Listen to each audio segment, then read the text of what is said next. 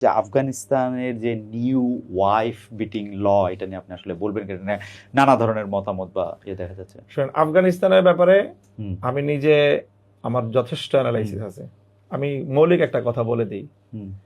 আফগানিস্তানে তারা যেই মানে প্রসেসিংটা ফলো করছে সেটা হলো কোরআন সুন্নাহকে শতভাগ তারা অনুসরণ করছে।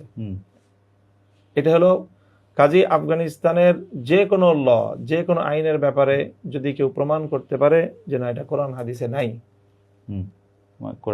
মানে ইসলামী শরিয়ার কোরআনে স্ত্রীকে, আমি কথাটা বলি, আমি মৌলিক কথাটা বলতেছি, কোরআন সুন্নাহ বিরোধী কোনো আইন তারা করেছে, এটা যদি সাব্যস্ত হয় তখন এটা অভিযোগ করা যাবে যে হ্যাঁ তারা একটা অন্যায় কাজ করেছে। ঠিক কথা বলেছেন। আমি কথাটা শেষ করি। জি, আপনি ঠিক। এখানে যেটা হচ্ছে সেটা হলো এই যে দেখেন, আমি বলি একটু, না আমাকে এই কথাটা বলতে দিতে হবে। জি, এটা আপনি বলেন। সেটা হলো যে একটা দৃষ্টান্ত দেই, মানে এটার রিপ্রেজেন্টেশনটা কিভাবে হয়। ধরে নেন একজন বাবা, আমি একজন বাবা, হ্যাঁ, আমার সন্তান আছে 4 জন। ঘটনাটা এমন ঘটবে যে আমি বেঁচে থাকবো, আমার সব সন্তানরা আমার চোখের সামনে মারা যাবে। এই ঘটনাটাকে 2 ভাবে ব্যক্ত করা যায়। এমন ভাবে বলা যায় যে আমি খুব উৎফুল্ল হব, আবার এমন ভাবে বলা যায় যে আমি বিমর্ষ হয়ে যাব। যদি বলা হয় ভাবে যে আপনার চোখের সামনে আপনার সব সন্তানগুলি মরে যাবে, জিনিসটা খুব খারাপ যাবে, আমার জন্য খুবই বেদনাদায়ক হবে। আবার যদি এভাবে বলা যায় যে আপনি অনেক দীর্ঘ হায়াত পাবেন, আপনার সকল সন্তানের পরেও আপনি বেঁচে থাকবেন। এখানে মিডিয়াটা যেই কাজটা করে আফগানিস্তানের ব্যাপারে, যে আইনটার ব্যাপারে এখানে মিডিয়া অপপ্রচার চালাচ্ছে, পশ্চিমা মিডিয়া সরাসরি যারা 20 বছর আগ্রাসন চালিয়েছে প্রত্যক্ষভাবে, এখন সেই আগ্রাসনে তারা পরাস্ত হয়ে এখন তারা এইভাবে অপপ্রচারের মাধ্যমে তাদেরকে ঘায়েল করার চেষ্টা করছে।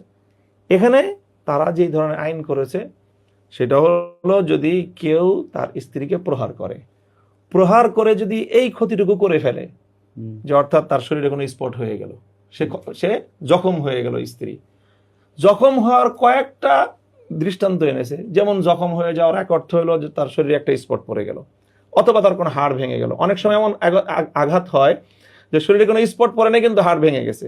আমাদের ডিবিতে যেটা দেওয়া হয়, ডিবিতে রিমান্ডে দেওয়া হয়, তা আমরা দেখেছি চোখে যে উপরে দিয়ে কোনো স্পট নাই কিন্তু ভিতরে হাড় ভেঙে যায়। হ্যাঁ, ওনারা আইনের মধ্যে এইটা ফাইন্ড আউট করেছে যে উপর দিয়ে স্পট নাই, যেটা কোরআনে সরাসরি বলা আছে, হাদিসে সরাসরি বলা আছে, কিন্তু তুমি এখন আধুনিক যুগে এসে এমন কৌশল অবলম্বন করলা যে উপরে স্পট পড়ে নাই কিন্তু ভিতরে হাড় ভেঙে গেছে। তারা আইনের মধ্যে সেটাকেও কভার করেছে যে উপরে স্পট না পড়ে যদি হাড়ও ভেঙে যায় তাও তুমি পানিশমেন্ট পাবা, সেই পানিশমেন্ট যেটা যদি যদি হাড়ও ভাঙে নাই, কোনো স্পটও পড়ে নাই, তার অর্থ হলো মৃদু আঘাত, সেটা করতে পারবে না, সেটা করতে পারবে সেটা না। আপনি যদি বলেন যে মৃদু আঘাত করলে একজন মানুষকে সেই শাস্তি দিবেন যে আপনি যদি একজন মানুষ আপনাকে খুন করে ফেললো আর একজন আপনাকে আঘাত করলো, দুইটা শাস্তি কি এক সমান হবে?